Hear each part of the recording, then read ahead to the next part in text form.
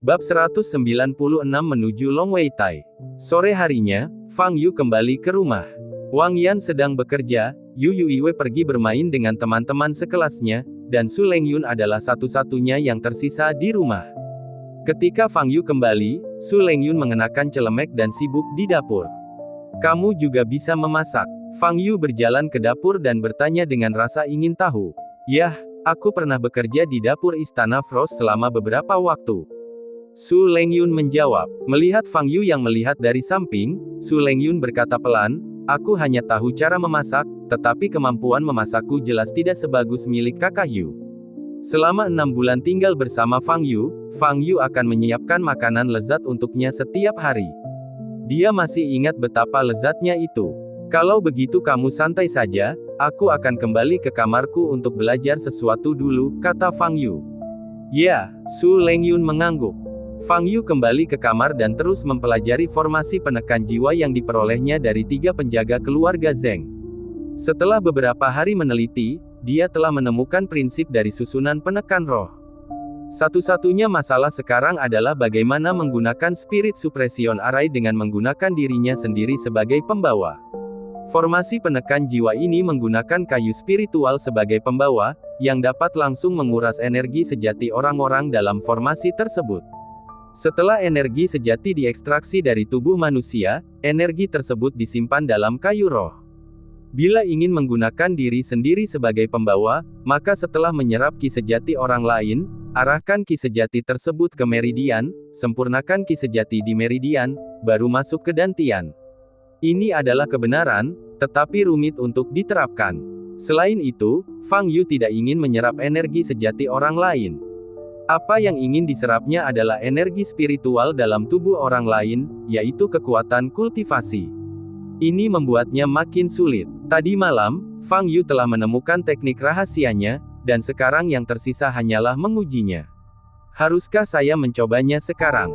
Fang Yu menatap mantra metode mental yang tertulis padat di depannya, merasa sedikit ragu. Metode penyerapan ki sejati secara paksa ini cukup rumit. Jika terjadi kesalahan, dapat mengakibatkan putusnya meridian.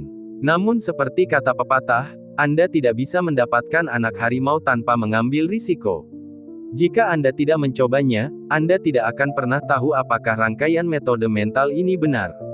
Jadi Fang Yu duduk di tanah dan mulai melafalkan mantra metode mental yang telah ditulisnya. Setelah beberapa saat, Fang Yu mengangkat jejak. Wajah Su Lengyun memucat, tubuhnya lemas, dia bahkan tidak mampat, dia mungkin akan meledak. Fang Yu segera menurunkan tangannya, berhenti menyerap, dan menghela napas panjang. Pada saat ini, dia tiba-tiba menyadari bahwa energi dingin sejati yang diserapnya berasal dan mentransfer energi sejati padanya. Metode hati. Mata indah Su Lengyun penuh dengan keraguan. Katanya, rasanya seperti terakhir kali aku mengalaminya. "Ya, itu adalah formasi penekan jiwa," kata Fang Yu. Su Lengyun tampak terkejut dan bertanya, "Saudara Yu, bisakah kamu menggunakan susunan penekan roh?" "Tepatnya, saya sudah memahami prinsipnya, tetapi masih belum sempurna. Saya perlu memikirkannya lebih lanjut. Jika memang benar-benar praktis di masa mendatang, saya bisa memberikan formula rahasianya," kata Fang Yu. Su Lengyun bingung dan hanya bisa mengangguk. Pada malam hari, Wang Yan harus bekerja lembur, jadi setelah Yu Yuiwei kembali, mereka bertiga mulai makan malam. "Kakak Yu, aku akan kembali besok." Su Lengyun menatap Fang Yu dan berkata lembut. "Oke," Fang Yu menjawab. "Kakak Lengyun, mengapa kamu tidak bermain selama beberapa hari lagi?" Yu Yuiwei bertanya. Setelah 2 hari bergaul, Yu Yuiwei dan Su Lengyun menjadi teman. Pada saat ini, Su Lengyun hendak pergi, dan Yu Yuiwei merasa enggan melepaskannya. "Ada yang harus aku tangani, jadi aku harus kembali," kata Su Lengyun. "Lalu kapan kamu akan datang ke kota Jianghai lagi?" Yu Yuiwei bertanya. Su Lengyun melirik Fang Yu dan berkata, "Selama kamu menyambutku, aku akan sering datang." "Tentu saja kami menyambut Anda." Yu Yuiwei segera membalas. Su Lengyun tersenyum ringan dan tidak mengatakan apa-apa lagi. Larut malam, ruang tamu. "Senjata ajaib ini tidak buruk, tetapi tidak berguna bagiku. Aku akan memberikannya kepadamu." Fang Yu menyerahkan busur pemakan matahari yang didapatnya dari Guru Long kepada Su Lengyun. Su Lengyun memegang busur pemakan matahari dan sedikit mengernyit. Cukup tuangkan energi sejatimu ke dalamnya dan kamu bisa menggunakannya. Itu cukup kuat, tetapi sebaiknya tidak menggunakannya kecuali jika diperlukan, kata Fang Yu. Ya, Su Lengyun mengangguk sedikit. Oh, ngomong-ngomong, ada juga benda ini. Fang Yu mengeluarkan tas penyimpanan lain dari sakunya. Ada banyak ramuan, buku panduan bela diri, dan berbagai macam barang lain di dalam tas penyimpanan ini. Beberapa di antaranya pasti berguna untukmu. Su Lengyun mengambil tas penyimpanan dan menatap Fang Yu dengan saksama. Apakah ada hal lain yang Anda butuhkan? Fang Yu tertegun dan bertanya. Su Lengyun menggelengkan kepalanya dan bertanya, Kakak Yu, apakah kamu akan menghilang lagi? Tentu saja tidak. Kau bisa datang kepadaku kapan saja, dan aku mungkin akan datang kepadamu kapan saja, kata Fang Yu. Itulah yang kau katakan waktu itu. Su Lengyun menundukkan kepalanya, menggigit bibir merahnya ringan, dan berkata dengan suara rendah. Kali ini aku pasti tidak akan berbohong kepadamu, kata Fang Yu. Su Lengyun mengangkat kepalanya dan menatap Fang Yu, wajahnya sedikit memerah dan matanya ragu-ragu, seolah-olah dia sedang membuat suatu keputusan penting. Ada apa? Fang Yu bertanya dengan bingung. Kakak Yu, aku ingin memelukmu, apakah tidak apa-apa? Su Lengyun bertanya dengan suara rendah. Fang Yu tertegun sejenak, lalu membuka lengannya, melangkah maju, dan dengan lembut memeluk Su Lengyun. Seluruh tubuh Su Lengyun menegang, bahkan nafasnya terhenti. Kita semua sudah sangat akrab satu sama lain, jadi apa salahnya berpelukan? Aku biasa menggendongmu di pundakku saat kita pergi berbelanja. Fang Yu menepuk bahu Su Lengyun dan berkata sambil tersenyum. Besok aku juga harus keluar, jadi aku harus tidur nyenyak. Selamat malam. Fang Yu berbalik dan berjalan menuju ruangan. Su Lengyun menatap punggung Fang Yu dengan linglung, dengan cahaya aneh berkelebat di matanya yang indah. Ketika Fang Yu bangun pagi berikutnya, dia tidak melihat Su Lengyun. Tampaknya dia telah pergi. Pagi harinya, Fang Yu melakukan latihan pagi seperti biasa, kemudian melanjutkan mempelajari formasi penekan roh di rumah. Baru pada pukul 12 siang Fang Yu turun ke bawah. Ada sebuah jeep hijau militer terparkir di pintu masuk komunitas. Fang Yu berjalan lurus ke depan, membuka pintu dan masuk. Yang duduk di dalam mobil adalah Xia Heguang, Xia Xiaoying dan Xia Tinghe. Ketika dia melihat Fang Yu, secercah ketakutan melintas di mata indah Xia Tinghe. Dia masih tidak bisa melupakan metode brutal Fang Yu dan intimidasi yang dia lakukan padanya. Fang Yu juga sedikit terkejut dan bertanya, apakah kamu juga ikut? Lagi pula, ini adalah acara besar yang diadakan setiap 4 tahun sekali. Kalau dia tertarik, aku akan mengajaknya jalan-jalan. Xia Heguang berkata sambil tersenyum. Fang Yu mengangguk dan tidak berkata apa-apa lagi. Anggota tim Sun Long semuanya duduk di 3 mobil lainnya. Dibutuhkan sekitar 5 jam untuk sampai ke daerah militer pusat dari kota Jianghai. Di dalam mobil, Xia Xiaoying sedang memegang laptop dan mengetik di keyboard. Xia Tinghe mengenakan headphone dan tampak sedang mendengarkan musik. Xia Heguang memandang pemandangan di luar jendela, matanya penuh pertimbangan. Fang Yu menutup matanya dan beristirahat. Ketika aku membuka mata lagi, mobil sudah memasuki area tengah. Berapa lama waktu yang dibutuhkan? Fang Yu bertanya. Akan memakan waktu sekitar setengah jam untuk mencapai daerah militer pusat. Xia Xiaoying menjawab. Apakah orang-orang dari daerah militer lain juga sudah tiba? Fang Yu bertanya sambil menyipitkan matanya sedikit. Bab 197, prajurit Raja Xiao Chen muncul. Tidak yakin, tetapi mereka pasti akan tiba sebelum jam 8 malam ini karena akan ada rapat mobilisasi pada jam 8 dan semua tim yang berpartisipasi harus hadir, kata Xia Xiaoying. Fang Yu mengangguk dan tiba-tiba teringat sesuatu. Dia menatap Xia Xiaoying dan bertanya, bisakah kamu memakai riasan? Xia Xiaoying tertegun dan berkata, apa maksudmu? Namaku sekarang adalah Dao Tian, jadi penampilanku tentu saja perlu diubah, kata Fang Yu. Dia tahu bahwa seluruh wilayah militer China akan memperhatikan kompetisi ini. Jika dia menggunakan nama dan wajah aslinya, pasti akan menimbulkan masalah tak berujung setelah kompetisi. Dia tidak ingin terlalu banyak berurusan dengan wilayah militer. Jadi, dia harus menyamarkan dirinya saja. Xia Xiaoying mengerti apa yang dimaksud Fang Yu, tetapi dia jarang berdandan di hari kerja. Jadi dia memandang Xia Tinghe yang mengenakan headphone di sebelahnya. Kamu mau pakai apa? Kemampuan tata riasku sangat buruk. Xia Tinghe duduk di depan Fang Yu dan berkata dengan takut-takut. Ubah penampilan saya sebisa mungkin. Semakin tidak dikenali penampilan asli saya, semakin baik. Fang Yu berkata sambil mengeluarkan sepotong jenggot yang telah ia persiapkan sejak lama dari tas penyimpanannya dan menempelkannya di atas bibirnya. Saya belum pernah merias wajah seperti ini sebelumnya. Saya hanya bisa mencobanya, mungkin tidak akan berhasil. Xia Tinghe berkata dengan suara rendah, sambil mengeluarkan kotak kosmetik. 10 menit kemudian, Xia Tinghe meletakkan pensil alis di tangannya, mengamati wajah Fang Yu dengan saksama, dan tersenyum, sepertinya hasilnya bagus. Xia Xiaoying yang sedang mengetik di laptop, mendongak dan melihat penampilan Fang Yu saat ini, senyum muncul di wajahnya. Fang Yu mengambil cermin dan melihatnya. Wajahnya pucat, alisnya tebal, dan banyak tahi lalat hitam di wajahnya. Walaupun jelek, wajahnya memang berbeda sekali dengan penampilan aslinya. Bahkan jika Yu Yuiwei berdiri di depannya, dia tidak akan bisa mengenali Fang Yu. Tidak buruk, hanya sedikit jelek, kata Fang Yu. Tidak ada cara lain. Saya hanya bisa mencapai efek ini. Xia Tinghe berkata dengan tatapan licik di matanya.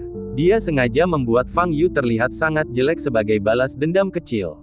Mulai sekarang, Kapten Fang akan dipanggil Dao Tian, jangan salah panggil dia. Xiaoying, ingatlah untuk menjelaskan hal ini kepada anggota tim dan Wei Yu, kata Xia Heguang. Xia Xiaoying mengangguk. 20 menit kemudian, 4 jeep dari daerah militer Jiangnan melaju ke daerah militer pusat dan berhenti di depan sebuah gedung. Bangunan ini adalah gedung konferensi tempat pertemuan mobilisasi akan diadakan malam ini. Fang Yu, Xia Heguang dan yang lainnya turun dari mobil bersama. Seorang lelaki tua berseragam militer, yang tampak lebih muda dari Xia Heguang, menghampiri mereka sambil tersenyum. Ada 2 penjaga yang mengikuti di belakangnya. Pak Tua Xia, lama tak berjumpa, akhirnya kau datang juga. Orang tua itu tersenyum dan mengulurkan tangannya ke Xia Heguang. Marsekal Luo, sudah lama sejak terakhir kali kita bertemu. Xia Heguang mengulurkan tangannya dan berjabat tangan dengan lelaki tua itu, juga dengan senyuman di wajahnya. Ini adalah Panglima tertinggi daerah militer pusat, Luo Xiguang. Xia Xiaoying memperkenalkannya kepada Fang Yu dengan suara rendah. Kemudian, dia juga melangkah maju, menundukkan kepalanya sedikit, dan memberi hormat kepada Luo Xiguang. Halo, Marsekal Luo. Oh, Xiao Xia juga ada di sini. Luo Xiguang melihat Xia Xiaoying, lalu melirik Xia Tinghe di sebelahnya, dan berkata sambil tersenyum, Pak Tua Xia, apakah kali ini kau akan membawa seluruh keluargamu? Bawa mereka melihat dunia, kata Xia Heguang. Hahaha, kurasa kau ingin mencari menantu, kan? Dalam 2 hari ke depan, anak-anak muda paling menjanjikan dan berbakat di seluruh wilayah militer Huaxia akan berkumpul di sini. Kedua cucu perempuanmu yang cantik pasti akan sangat populer. Jika kau melihat yang cocok, cepatlah carikan mereka.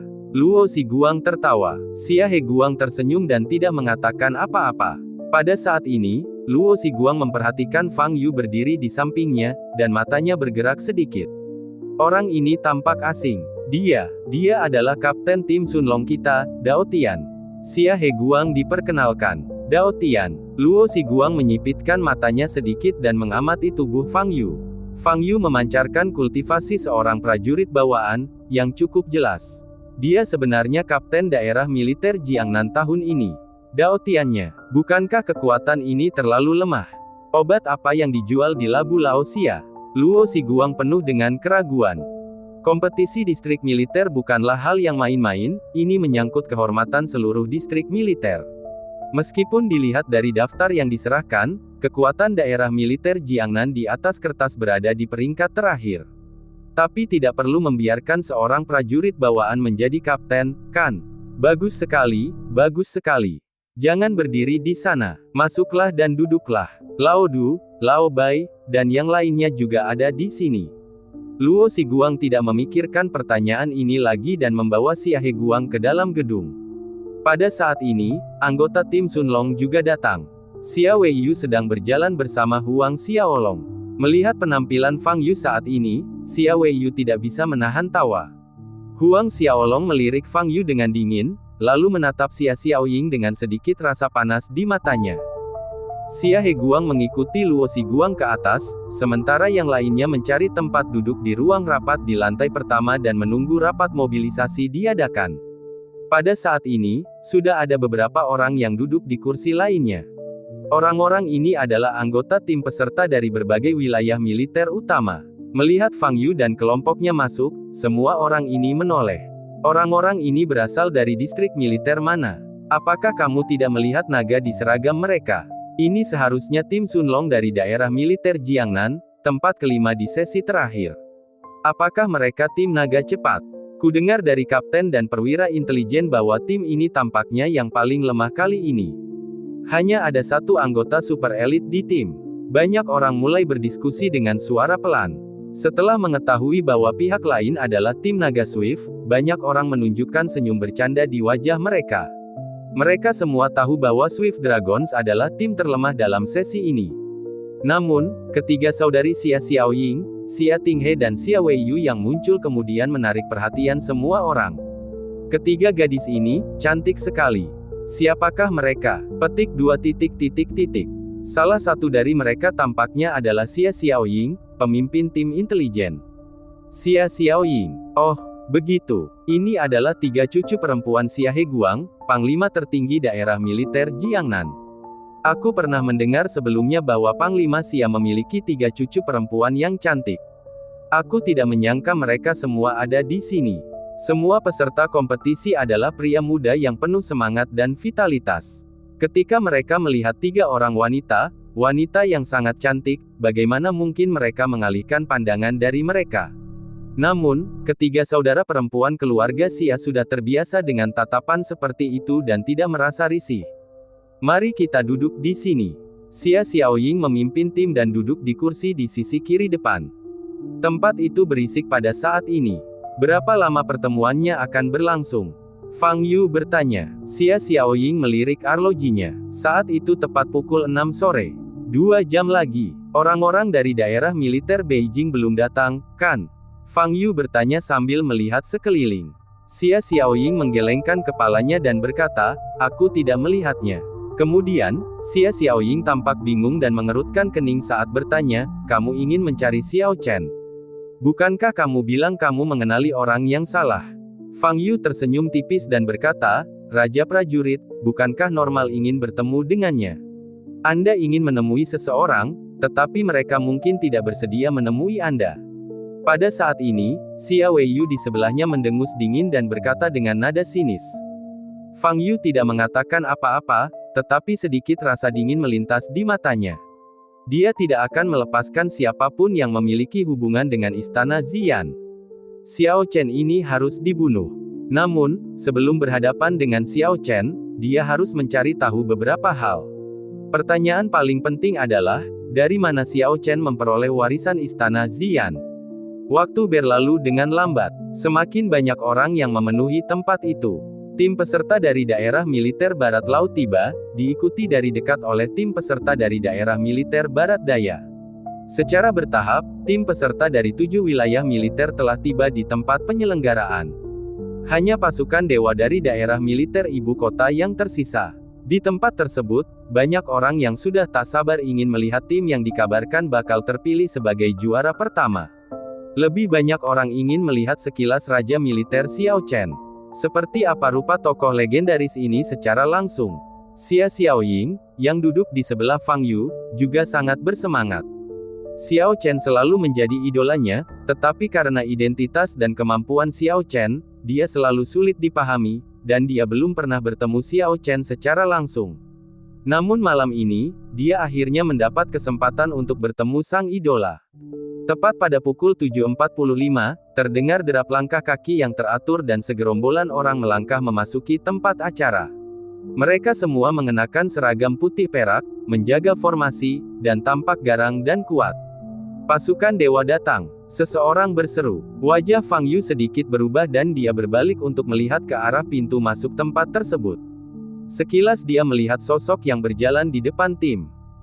Bab 198, niat membunuh muncul. Xiao Chen memiliki wajah yang tampan, tingginya hampir 1,9 meter, dan memancarkan aura yang tajam. Dia berjalan di depan tim dengan wajah tanpa ekspresi dan tatapan acuh tak acuh. Xiao Chen, dia adalah Kapten Tentara Dewa, Raja Tentara Xiao Chen. Ini adalah Raja Prajurit. Auranya memang luar biasa. Akhirnya aku bisa bertemu langsung dengannya. Dia idolaku. Saat Xiao Chen muncul, dia langsung menyebabkan keributan di seluruh tempat. Tidak sering ada kontak antara berbagai wilayah militer, tetapi semua orang telah mendengar nama Xiao Chen. Legenda yang baru berusia 26 tahun ini adalah tujuan yang sedang dikejar oleh mereka semua. Saudara Xiaolong, apakah Xiao Chen ini yang menduduki peringkat pertama di daftar militer? Xia Weiyu bertanya sambil membuka matanya lebar-lebar dan menatap Xiao Chen di depannya. Huang Xiaolong menatap Xiao Chen dengan tatapan rumit di matanya dan menjawab, ya, dia adalah orang nomor 1 di daftar militer. Siapapun yang menjadi prajurit akan iri dengan pengalaman karir Xiao Chen dan semua yang telah dicapainya sejauh ini. Itu sungguh di luar jangkauan. Huang Xiaolong sudah berusia 27 tahun ini, dengan pangkat Letnan Jenderal, dan menduduki peringkat ke-20 dalam daftar militer. Di kalangan generasi muda, Huang Xiaolong sudah dianggap sebagai sosok yang luar biasa. Tetapi dibandingkan dengan Xiao Chen, dia tertinggal jauh. Penghargaan yang tercantum dalam resume Huang Xiaolong mungkin tidak mencapai 1/10, atau bahkan 1/20, dari Xiao Chen.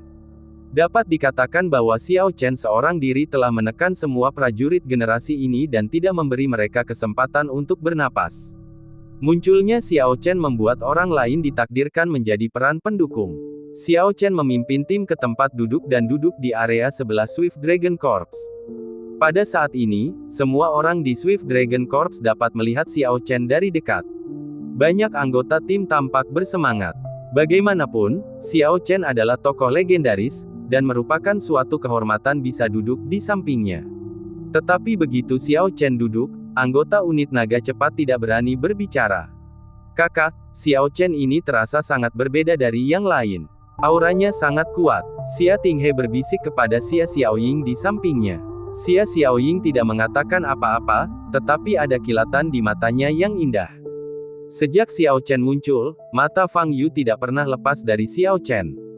Dilihat dari aura yang terpancar dari Xiao Chen, dia telah mencapai tahap jin dan akhir, yang sebanding dengan tetua ketiga keluarga Zheng. Sangat jarang untuk memiliki tingkat kultivasi setinggi itu pada usia ini. Dia menjadi pintar di usia 8 tahun, Fang Yu menatap Xiao Chen dan sedikit mengernyit. Dia bisa merasakan ada aura samar lain yang terpancar dari Xiao Chen. Aura ini sangat halus dan orang awam tidak dapat mendeteksinya sama sekali. Dari manakah nafas ini berasal? Fang Yu menyipitkan matanya sedikit. Pada saat ini, Xiao Chen tampaknya telah menyadari sesuatu dan tiba-tiba menoleh dan menatap Fang Yu. Tatapan kedua orang itu bertemu di udara. Mata Xiao Chen tidak menunjukkan emosi, hanya ketidakpedulian. Tatapan mata Fang Yu mengandung rasa dingin dan sedikit niat membunuh. Apakah semua tim peserta sudah ada di sini? Kalau begitu, mari kita bersiap untuk segera memulai rapat mobilisasi. Pada saat ini, di panggung tinggi di depan, pembawa acara konferensi berbicara keras melalui mikrofon. Fang Yu mengalihkan pandangannya dan melihat ke arah peron. Xiao Chen juga menarik pandangannya dan sedikit mengernyit. Orang tua, orang ini hanyalah seorang pejuang sejati. Dia tidak tampak istimewa. Dia sangat biasa. Xiao Chen berkata dalam hatinya. Wah, tidakkah kau menyadari niat membunuhnya terhadapmu? Suara tua lainnya terdengar di benak Xiao Chen. Niat membunuh. Haha, bukankah ini normal? Dengan statusku saat ini, berapa banyak orang yang iri padaku, dan berapa banyak orang yang ingin membunuhku? Xiao Chen tertawa meremehkan. Tidak, kamu tetap harus berhati-hati. Aku tidak tahu kenapa, tapi aku selalu merasa ada aura yang familiar pada orang itu, tapi aku tidak ingat di mana. Baiklah, jangan khawatir. Dengan kekuatanku saat ini, siapa di sini yang bisa menjadi ancaman bagiku? Xiao Chen berkata dengan ringan. Bagaimanapun, berhati-hatilah. Kamu akan segera dapat menembus tahap Naschen Soul. Rencana kebangkitan kita juga telah mencapai langkah terakhir. Kita tidak boleh membuat kesalahan apapun di saat-saat terakhir. Ya, aku akan melakukannya. Xiao Chen menjawab. Adapun Fang Yu, meskipun dia memiliki niat untuk membunuh Xiao Chen, dia tidak bisa melakukannya sekarang. Dia bukanlah orang yang mengingkari janjinya. Karena dia telah menyetujui tugas Xia He Guang, dia harus melakukannya dengan baik.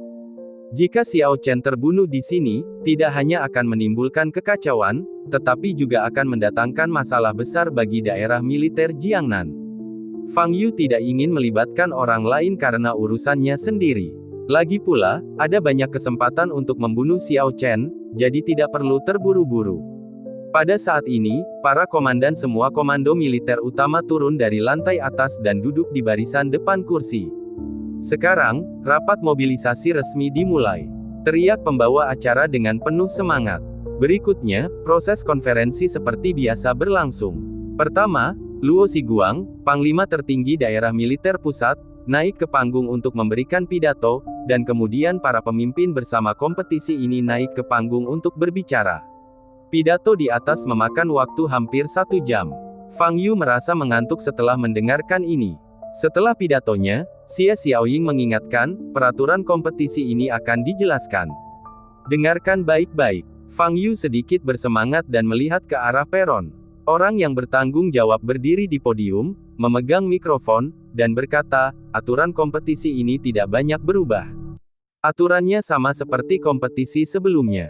Tim akan bermain dalam seri best of 5, dan format setiap babak adalah duel 1 lawan 1 dan pertarungan tim 3 lawan 3, yang bergantian setiap babak. Pemain yang bermain di setiap babak ditentukan oleh kapten. Perbedaan antara sesi ini dan sesi sebelumnya adalah kali ini, pemain diperbolehkan bermain berulang kali. Orang yang bertanggung jawab berhenti sejenak dan berkata, mendengar hal ini, terjadi keributan di ruang konferensi. Izinkan pemain bermain berulang kali. Ini tidak diragukan lagi merupakan berita hebat bagi tim dengan kekuatan mutlak. Mereka bisa membiarkan jagoan di timnya bertarung terus-menerus. Sangat bagus. Tim peserta dari beberapa wilayah militer yang menduduki peringkat teratas dalam hal kekuatan kertas semuanya tampak gembira. Tim-tim yang lebih lemah di atas kertas tampak khawatir. Pada tahun-tahun sebelumnya, karena aturan bahwa pemain tidak dapat bermain untuk kedua kalinya, mereka dapat menggunakan metode pacuan kuda Tianji dan memperoleh hasil yang baik. Tapi kali ini, jika mereka bertemu tim kuat dan tersapu bersih 3-0, setidaknya dalam hal kekuatan di atas kertas, ia sudah setara dengan beberapa daerah militer lain dan silakan undang kapten masing-masing tim peserta untuk naik ke panggung dan mempersiapkan pengundian, kata orang yang bertanggung auranya, terlalu lemah. Seorang prajurit bawaan. Dia sebenarnya bisa menjadi kapten tim yang berpartisipasi. Tak hanya para anggota tim yang duduk di tempat mereka masing-masing tampak kebingungan, bahkan para komandan wilayah militer utama yang duduk di barisan pertama pun tampak terkejut. Xia Tua, apakah orang ini benar-benar kapten korps naga cepatmu? Luo Xiguang berbalik dan bertanya. Xia He Guang mengangguk dan menjawab, ya. Hahaha. Xia Tua, apakah kau mengumumkan penyerahan dirimu? Mencari seorang prajurit bawaan sebagai kapten. Ini terlalu keterlaluan. Seorang lelaki tua botak di sebelahnya tertawa. Dia adalah panglima tertinggi daerah militer Huaibei, Si Fang yang dijuluki Si Dapao. Dia dan Xia He Guang selalu memiliki hubungan yang buruk, jadi wajar saja dia bersikap kejam saat ini.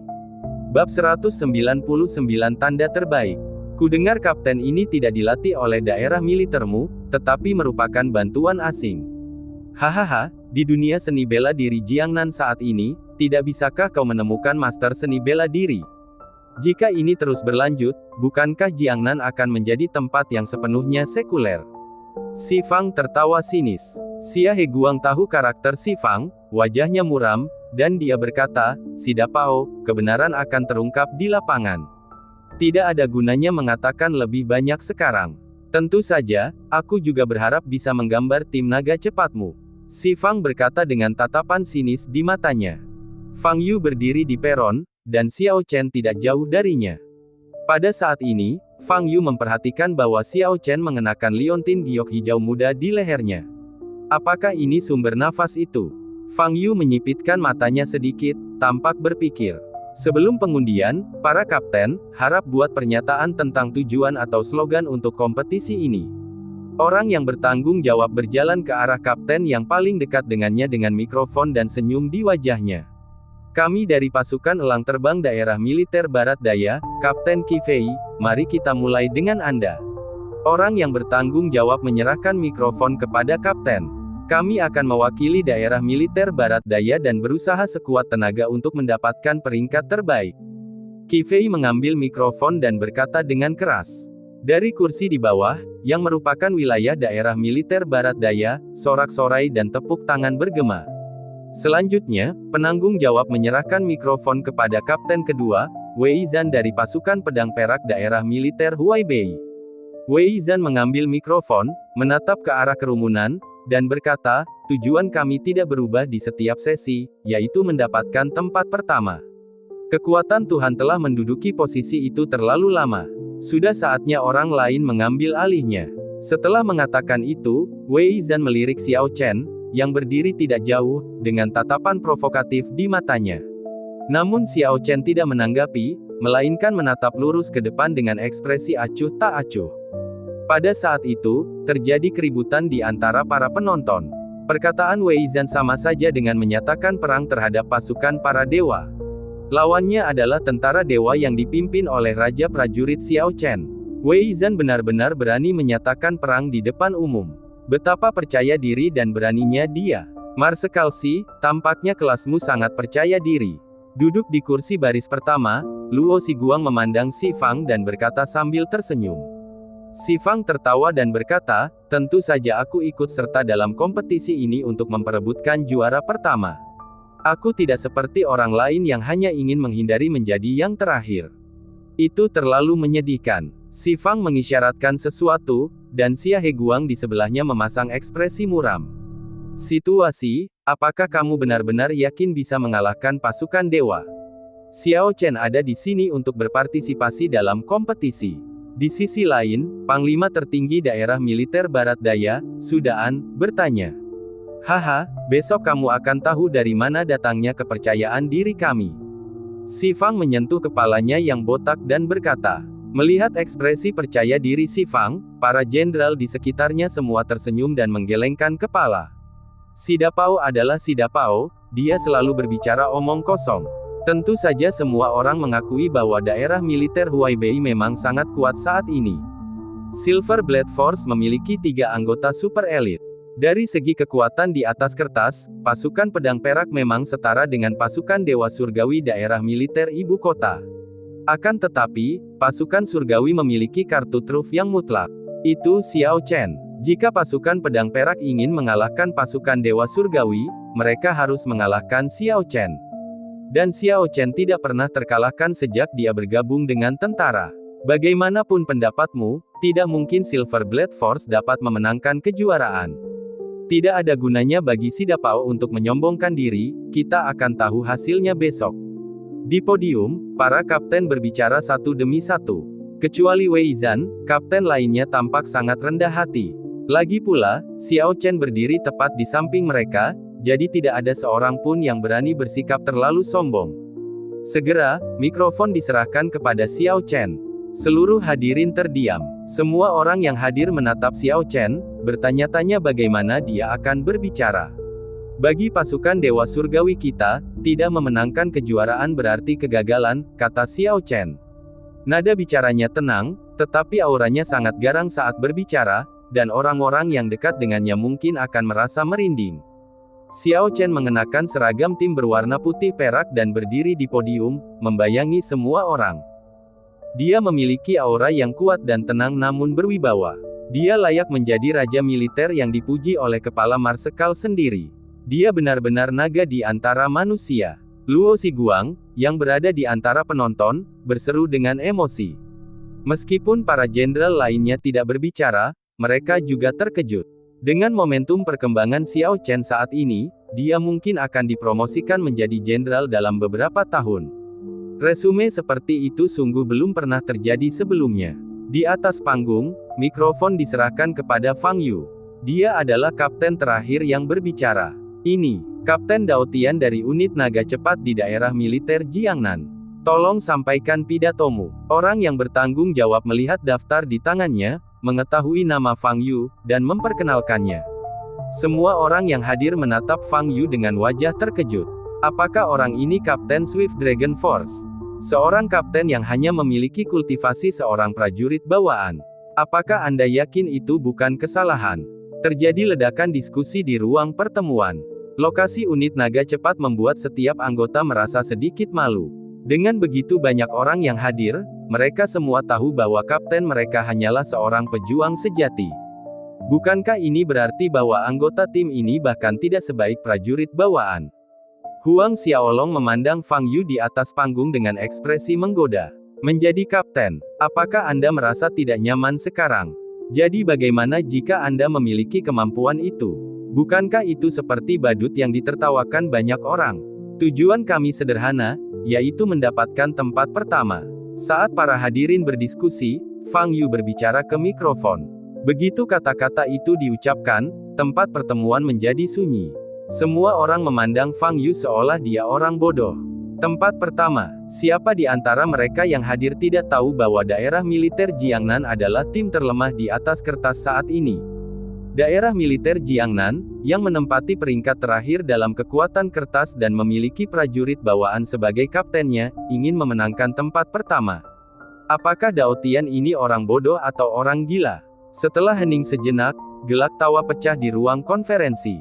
Dan tawa itu menular. Tak lama kemudian, seluruh tempat itu meledak dalam tawa hangat. Di pihak Swift Dragon Corps, setiap anggotanya memiliki ekspresi jelek di wajah mereka. Apa yang sedang dilakukan Fang Yu? Bukankah niatnya adalah membuat banyak orang menertawakan Swift Dragon Force dengan mengucapkan kata-kata ini? Sudah lama aku katakan bahwa Fang Yu tidak bisa diandalkan. Xia Weiyu berkata sambil menggertakkan giginya karena marah.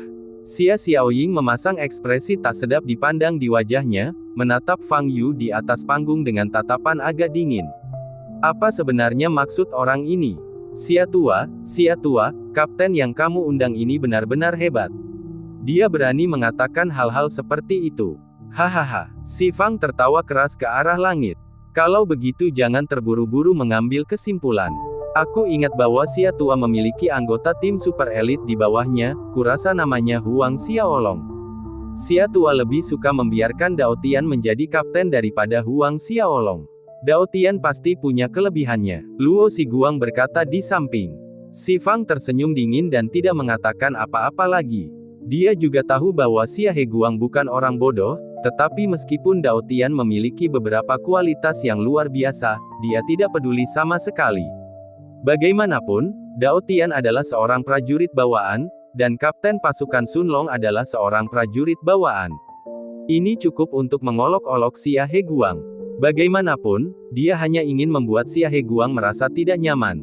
Xia Heguang tampak sedikit malu, dan pada saat yang sama sedikit marah. Setelah diejek oleh si Fang berulang kali, dia tidak dapat menahannya, tetapi dia tidak tahu bagaimana cara melampiaskannya.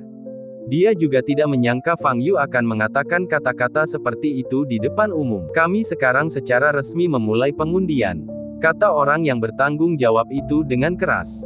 Kata-katanya menghentikan tawa di ruang pertemuan. Semua orang menjadi serius dan melihat ke panggung. Pengundian merupakan puncak acara pertemuan mobilisasi malam ini. Kualitas undian akan menentukan peringkat akhir Anda besok. Tidak seorang pun ingin bertemu para dewa dan pasukan Silver Blade di babak pertama. Berdasarkan prosesnya, pengundian pun dimulai. Setiap kapten mengambil satu nomor. Jika nomor yang ditarik oleh kapten lain sama, maka kedua tim akan menjadi lawan di babak pertama besok. Tak lama kemudian, hasil undian pun keluar. Daerah militer pusat versus daerah militer barat daya. Daerah militer Huaibei versus daerah militer barat laut. Wilayah militer Jiangnan versus wilayah militer Changhe. Ketika mendengar hasilnya, para anggota Swift Dragon Corps merasa gembira. Pada saat yang sama, pasukan matahari terbenam daerah militer Changhe juga bersorak. Kedua kubu yakin bahwa tim mereka mendapat undian terbaik. Mereka benar berpikir demikian. Sebab, dalam hal kekuatan di atas kertas, daerah militer Jiangnan berada di peringkat terakhir dan daerah militer Changhe berada di peringkat kedua dari bawah. Ini merupakan kesepakatan terbaik yang dapat dipenuhi kedua belah pihak. Setelah hasil undian diumumkan, Fang Yu hendak turun dari panggung. Tunggu sebentar. Pada saat ini, suara dingin datang dari belakang. Fang Yu berbalik dan menatap Xiao Chen secara langsung. Bab 200 Siapa yang tersenyum lebih cerah? Melihat Xiao Chen di depannya, Fang Yu menyipitkan matanya sedikit dan bertanya, "Apa yang ingin kamu bicarakan denganku?" Xiao Chen tampak acuh tak acuh dan berkata, "Apakah aku pernah bertemu denganmu sebelumnya?" Fang Yu mengangkat alisnya dan bertanya, "Apakah menurutmu kita pernah bertemu sebelumnya?" "Saya tidak punya kesan apapun terhadap Anda," kata Xiao Chen. "Jadi kita belum pernah bertemu?" Fang Yu berkata sambil tersenyum. "Tapi aku ingin tahu." Xiao Chen terdiam sejenak, tatapan tajam terpancar di matanya, dan berkata, "Jika kita tidak saling kenal sebelumnya, mengapa kau ingin membunuhku?" Apakah dia benar-benar diperhatikan? Keterampilan observasi yang baik.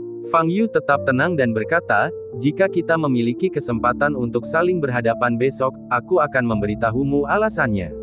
Xiao Chen tersenyum dingin, maju selangkah, dan melewati Fang Yu. "Semoga besok aku bisa bertemu denganmu. Jangan harap aku akan menunjukkan belas kasihan. Aku tidak akan membiarkan siapapun yang memusuhiku pergi." Setelah mengatakan itu, Xiao Chen langsung berjalan meninggalkan panggung dan menuju tempat duduknya. "Bagaimana, Pak Tua? Saya pernah berhubungan dekat dengannya. Apakah Anda ingat di mana Anda pernah melihatnya?" Xiao Chen bertanya dalam hatinya. Petik 2. "Aku masih tidak bisa mengingatnya. Aneh sekali, ini belum pernah terjadi sebelumnya." Orang tua itu terdengar sangat bingung. "Tidak apa-apa jika kamu tidak bisa mengingatnya. Jika dia benar-benar seseorang yang kamu kenal, itu akan sangat menarik." Xiao Chen berkata dengan mata berbinar. "Mungkinkah dia juga memiliki jiwa yang dihidupkan kembali seperti milikku?" Orang tua itu berkata pada dirinya sendiri. "Lupakan saja. Jika dia benar-benar punya kekuatan, aku tentu akan melawannya besok. Dengan begitu, aku akan tahu segalanya." Xiao Chen berkata dengan suara dingin. Setelah pengundian, rapat mobilisasi pun diakhiri. Setelah makan malam, setiap tim peserta kembali ke ruang tunggu masing-masing. Ketika Fang Yu kembali ke ruang tunggu, dia disambut dengan banyak tatapan jijik. Para anggota tim Sunlong sangat tidak senang. Pidato Fang Yu setelah dia naik panggung membuat tim Sunlong mereka menjadi bahan tertawaan di mata orang lain. "Saat kami makan malam tadi, topik yang dibicarakan di meja sekeliling adalah tentang kekuatan tim Swift Dragon, dengan ejekan dan penghinaan yang terang-terangan. Betapa memalukan dan tak tahu malunya. Dan pelaku di balik semua ini adalah Fang Yu." Melihat wajah dan mata orang-orang ini, Fang Yu tahu apa yang mereka pikirkan. Tetapi Fang Yu tidak mau memperhatikan. Baginya, dia hanya mengatakan apa yang ada dalam pikirannya. Kompetisi besok sama sekali tidak menjadi tekanan baginya. Baru saja di tempat, dia sudah tahu tingkat kekuatan lawan besok. Kebanyakan dari mereka merupakan master setengah langkah, dan beberapa merupakan master, yang disebut anggota super elit. Satu-satunya master bela diri yang hadir adalah Xiao Chen. Target utama Fang Yu besok hanya Xiao Chen. Malam berlalu dengan cepat. Pada pukul 9 pagi berikutnya, ada kerumunan orang padat berdiri di Long Wei Tai di daerah militer pusat. Kecuali anggota masing-masing tim peserta, semua orang lain ada di sini untuk menonton pertandingan, yang sebagian besarnya berasal dari daerah militer pusat. Hal ini dapat dianggap sebagai keuntungan kota tuan rumah, karena dapat memperoleh dukungan dari rakyatnya sendiri.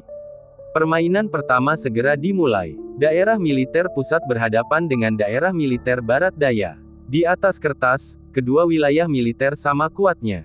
Namun dari permainan pertama 1v1, terlihat bahwa masih terdapat kesenjangan kekuatan. Daerah militer pusat mengirimkan Kapten Gao Zengqing, dan daerah militer barat daya juga mengirimkan Kapten Ge Xingwang. Ini adalah pertarungan antara pemain andalan sejak awal, yang sangat menarik. Namun, proses pertarungan antara kedua belah pihak jauh lebih sederhana dari yang dibayangkan. Setelah lebih dari selusin pertemuan, Ge Xingwang secara bertahap tidak dapat bertahan dan dengan cepat dikalahkan. Di tengah gemuruh sorak-sorai, Ge Xingwang memilih untuk mengakui kekalahan. Dalam dua pertandingan berikutnya, Gao Zengqing tidak pernah meninggalkan lapangan lagi. Daerah militer barat daya tidak punya pilihan selain kalah 0-3. Di tengah sorak-sorai yang hangat, anggota daerah militer pusat berjalan turun dari panggung Longwei. Inilah kekurangan dari sistem kompetisi yang berubah. Selama duel antar jagoan menghasilkan hasil, tidak perlu berkompetisi di dua ronde lainnya. Xia Xiaoying, yang menonton pertandingan dari penonton, sedikit mengernyit dan berkata, dia masih tidak mengerti mengapa sistem kompetisi harus diubah seperti sekarang. Perubahan dalam sistem kompetisi adalah hal yang baik bagi kami, kata Xia Heguang yang berdiri di samping. Dia melirik Fang Yu yang sedang menunggu di medan pertempuran di kejauhan dan berkata, kamu harus tahu dengan jelas tentang kekuatan Kapten Fang. Lawan kita adalah daerah militer Changhe. Dengan sistem kompetisi saat ini dan Kapten Fang, setidaknya kita bisa lolos ke babak kedua dan masuk semifinal. Jika kita cukup beruntung untuk masuk ke semifinal dan bertemu dengan tim selain God Force, kita mungkin bisa langsung menjadi juara kedua. Xia Xiaoying juga melirik Fang Yu di kejauhan dengan tatapan rumit di matanya. Berdasarkan pengamatannya terhadap Fang Yu selama beberapa hari terakhir, dia tahu bahwa Fang Yu adalah orang yang sangat tidak dapat diandalkan. Dia sedikit khawatir Fang Yu akan melakukan sesuatu yang mengejutkan lain kali. Babak kedua permainan akan segera dimulai. Daerah militer Huaibei versus daerah militer Barat Laut. Ada lebih sedikit hal yang bisa disaksikan dalam pertandingan ini dibandingkan dengan pertandingan sebelumnya. Sejak permainan pertama, mereka menunjukkan momentum yang luar biasa. Wei Zhan, kapten pasukan pedang perak, sangatlah kuat. Dia tidak pernah mengundurkan diri sejak debutnya di babak pertama dan dengan mudah membantu daerah militer Huaibei meraih kemenangan dan melaju ke babak kedua. Tidak heran mereka berani menantang tentara dewa, mereka benar-benar kuat. Setelah melihat kekuatan pasukan pedang perak, banyak orang menghela nafas. Pertandingan ketiga adalah antara daerah militer Jiangnan dan daerah militer Changhe. Fang Yu melirik lawannya dan langsung mengusir Huang Xiaolong. Jika tidak terjadi hal yang tidak terduga, kamu seharusnya bisa mengalahkannya, kata Fang Yu. Saya pasti bisa mengalahkannya, Huang Xiaolong berkata dengan tegas. Dia tahu lawannya, Song Wenyang, yang menduduki peringkat ke-28 dalam daftar militer. Huang Xiaolong sangat yakin bahwa dia dapat dengan mudah mengalahkan Song Wenyang. Lawannya adalah Song Wenyang, yang berada di peringkat ke-28 dalam daftar militer. Huang Xiaolong seharusnya bisa mengalahkannya. Xia Xiaoying berkata sambil melihat informasi di tangannya. Xia Heguang mengangguk, matanya sedikit gugup. Awalnya dia mengira Fang Yu akan langsung naik ke panggung, tetapi dia tidak menyangka bahwa dia malah mengirim Huang Xiaolong ke panggung. Xia Weiyu yang berdiri di samping tampak bersemangat. Orang yang paling dikaguminya adalah Huang Xiaolong. Sekarang dia sangat gembira melihat Huang Xiaolong di lapangan. Saudara Xiaolong, ayo, Xia Weiyu berteriak. Duel antara keduanya segera dimulai. Gerakan tubuh dan keterampilan bertarung Huang Xiaolong benar-benar yang terbaik. Menghadapi Song Wenyang, dia tampak tenang. Setelah selusin pertemuan, ia menang tanpa cedera. Berdiri di panggung kekuatan naga, merasakan berbagai tatapan dari penonton, Huang Xiaolong merasa sangat bangga. Mimpinya adalah mampu menarik perhatian ribuan orang pada suatu kesempatan suatu hari. Pada ronde kedua dan ketiga, pasukan Swift Dragon menang. Hasil permainan ini melampaui harapan kebanyakan orang. Semua orang mengira bahwa Swift Dragon Corps yang di atas kertas menduduki peringkat terakhir dalam hal kekuatan, pasti akan kalah, dan kalah telak. Namun di luar dugaan, pasukan Swift Dragon hari ini tidak hanya berhasil mengalahkan lawannya dengan skor 3-0, namun juga melakukannya dengan proses yang sangat mudah dan efisien. Saat mereka berjalan menuruni panggung Longwei, para anggota tim sedikit tidak percaya. Ketika mereka bertarung, mereka merasakan lawan mereka sangat lambat, tetapi kecepatan mereka sendiri sangat cepat, hampir seolah-olah mereka dapat melakukan apapun yang mereka inginkan. Apa yang sedang terjadi? Apakah lawan kita terlalu lemah, atau kita menjadi lebih kuat? Para anggota tim Sunlong meninggalkan panggung dengan gembira. Pelatihan khusus Kapten Fang benar-benar efektif. Xia Heguang berkata dengan ekspresi puas. Dia tahu betul level kelompok pemain ini. Fakta bahwa kita sekarang dapat dengan mudah mengalahkan lawan dari daerah militer Changhe jelas tidak dapat dipisahkan dari pelatihan khusus Fang Yu. Xia Xiaoying juga berpikir bahwa apa yang disebut keterampilan fisik Fang Yu hanyalah buang-buang waktu. Namun setelah melihat penampilan para pemain di lapangan, dia tercengang. Anggota Swift Dragon Force saat ini benar-benar berbeda dari apa yang dia ketahui sebelumnya.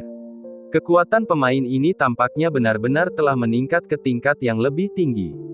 Fang Yu. Xia Xiaoying menatap sosok Fang Yu di kejauhan, dengan tatapan aneh di matanya.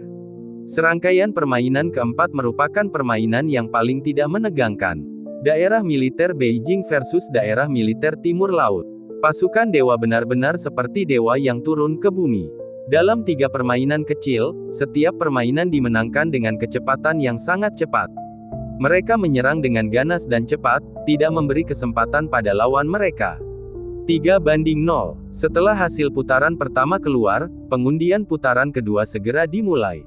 Aturannya sama dengan undian sebelumnya. Hasilnya keluar dengan cepat dan terjadi keributan di antara para penonton. Daerah militer Huaibei versus daerah militer pusat. Distrik militer Jiangnan versus distrik militer Beijing.